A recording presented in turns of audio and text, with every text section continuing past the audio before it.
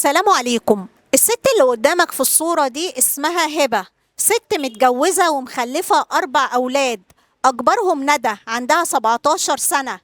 يوم 28/3/2026 خرجت هبة من بيتها مع جوزها، لكن للأسف ما رجعتش البيت تاني. بدأ جوزها يدور عليها وأهلها وولادها، لكن للأسف لم يعثروا على أي معلومة تخص هبة. فاضطر أهل هبة إنهم يبلغوا الشرطة، وفعلا الشرطة بدأت تعمل تحرياتها. وبعد 8 أيام من اختفاء هبة وصلت الشرطة لهبة، لكن للأسف وصلت لهبة وهي جثة مدفونة في الرملة في الطريق الصحراوي في العبور.